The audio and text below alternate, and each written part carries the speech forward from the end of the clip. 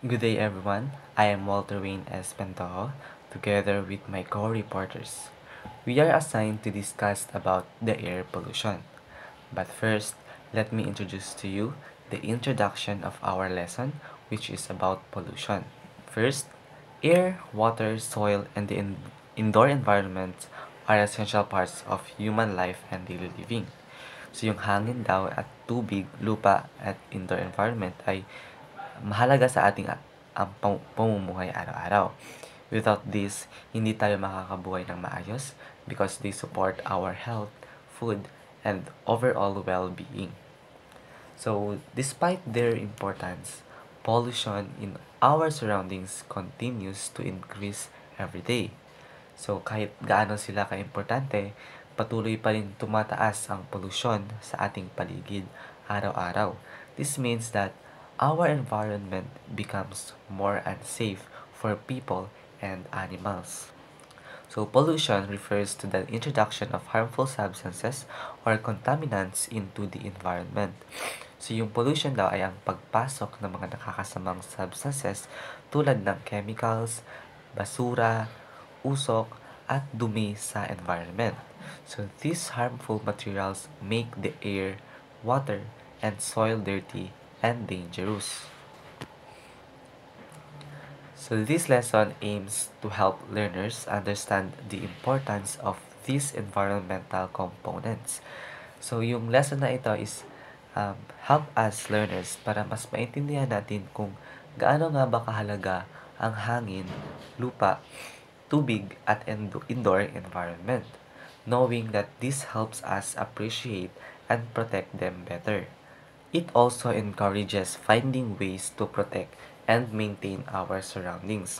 So, sinasabi dito na hinikayat din tayo ng lesson na ito na mag-isip ng paraan para protektahan natin at maalagaan ang ating kapaligiran tulad ng proper waste disposal, reducing pollution, at pagiging responsible sa ating actions. So, although making a global impact is difficult, individuals can still contribute by keeping their immediate environment clean and healthy. So, alam naman natin, di ba, na mahirap talaga gumawa ng malaking global impact. Pero, bawat tao ay may magagawa.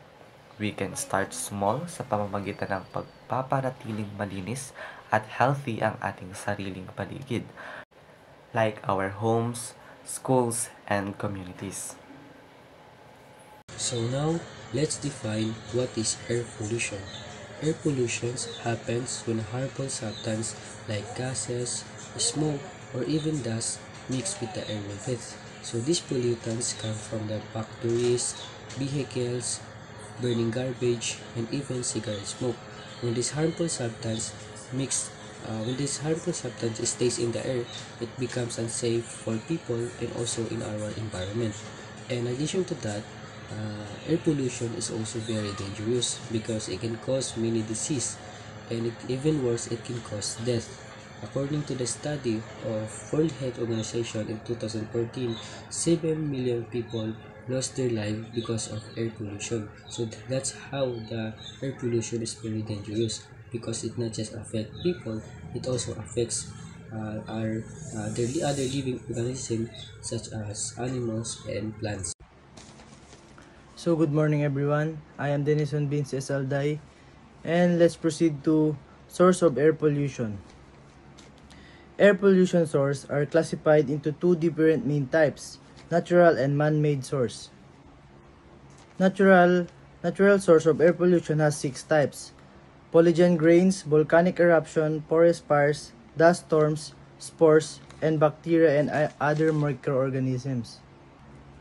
Number 1, pollugen grains, tiny particles from plants that can spread into air.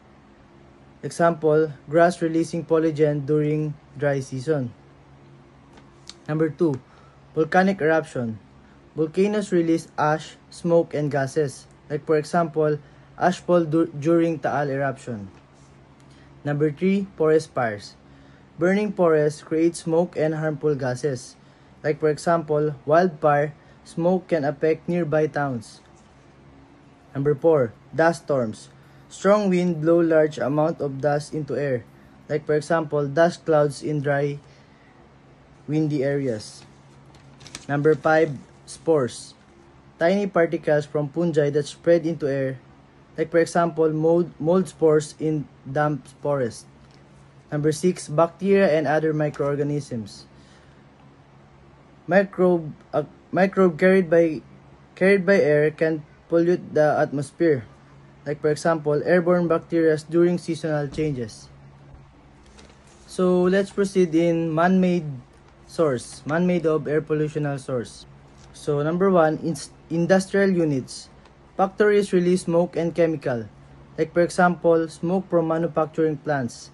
Number 2, thermal power plant.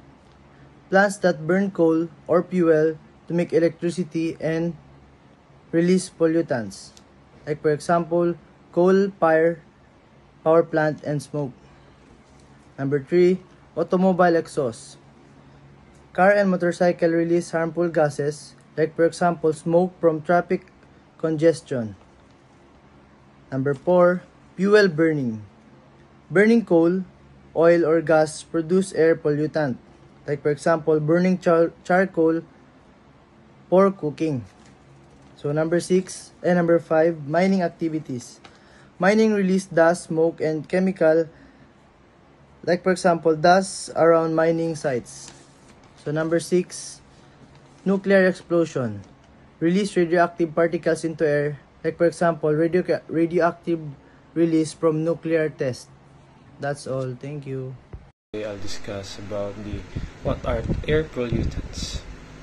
So air pollutants are substances that remain temporarily or permanently in the air.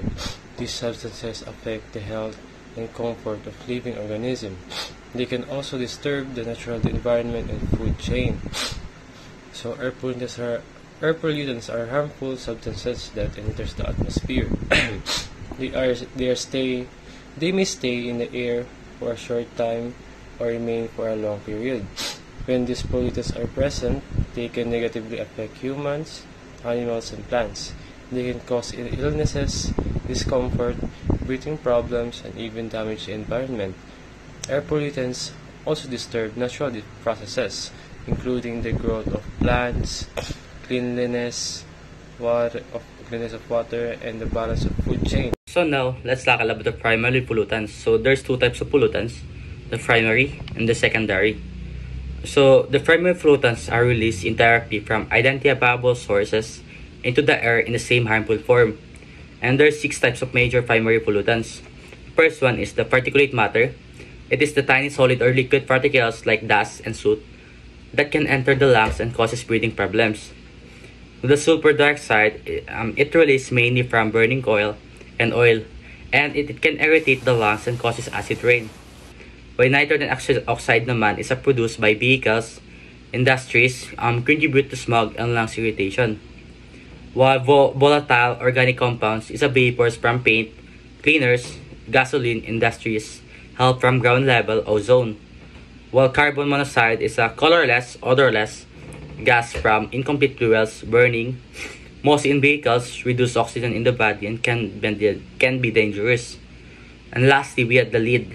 So lead is a toxic metal from certain industries, processes harm the brain and nervous system. Now, let's move on to the secondary air pollutant. Ang secondary air pollutant ay hindi direktang nilalabas na car, factories, or power plant. Instead, nabubuo sila sa atmosphere to chemical reactions. So, ganito siya. May mga primary air pollutant na galing direkta sa sources like sulfur dioxide. Galing sa pagsunog ng fossil fuels, pag umakyat sila sa hangin, nagre-react sila with other substance tulad ng oxygen, water vapor, or minsan sunlight. Dahil sa mga reaction na yun, nabubuo ang bagong pollutants, and those new ones are called secondary air pollutants.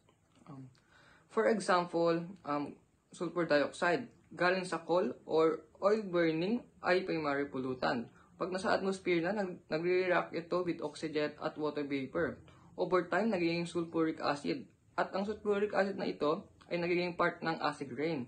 So ang acid rain in the air is equal to secondary air pollutant kasi nabuo lang siya sa hangin. Hindi siya direktang nilalabas.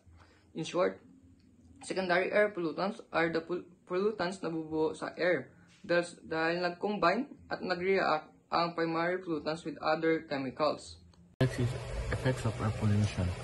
The effects of air pollution continue to increase over time. Smog or photochemical smoke, a harmful mixture of gases and particles form when strong sunlight triggers chemical reaction in the atmosphere. Ozone is the main component of photochemical smoke. Health effects. Air pollution possesses serious risks to human health.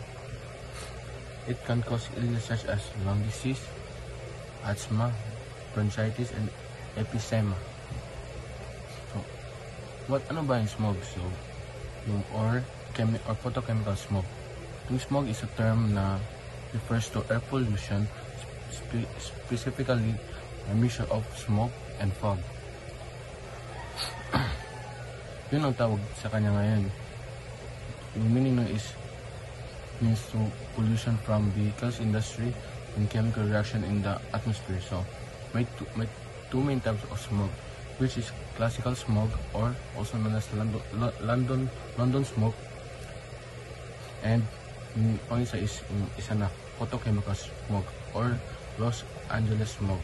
So yung classical smoke is caused by burning coal, contains sulfur dioxide and particulates, and perform siya in a cold, damp conditions. While yung isa, photochemical smoke is caused by vehicle emissions, sunlight triggers reaction that produce ozone and other pollutants, and perform yung isa sa cold. Ito naman is warm and sunny conditions. So next, paano ba natin ma-reduce ito sa ating environment? Here are effective ways to reduce smog. First is reduce vehicle emission. So we should use public transport, carpool bike, or walk, or i-main natin yung sasakyan natin na mamotor ng clean filter and proper tire pressure. Next is use energy wisely. Turn off lights and appliances when not needed. Reduce the use of generators and open burning. And now, let's talk about the other effects of air pollution. First, environmental effects. An example of this were pollutants combined with water vapor at naging acid rain siya. This will harm lakes, rivers, plants, soil, and organism. Ano nga ba ang acid rain?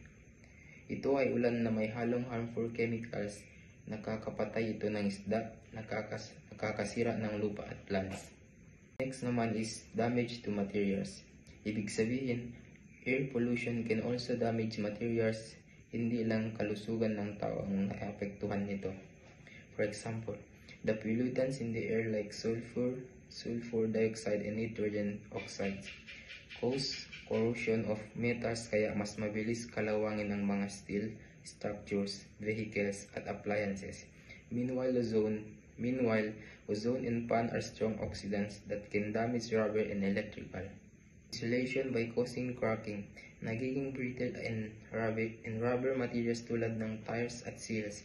At pati ang wire insulation ay humihina at nagkakabitak-bitak. Sa madaling salita, air pollution makes many materials weaker and unsafe. That's all, guys. Thank you. Measures to control air pollution. Governments around the world are implementing ways to reduce air pollutant emission. Kyoto Protocol. The Kyoto Protocol is an international agreement under the United Nations Framework Convention on Climate Change. It was created in Kyoto, Japan in 1997.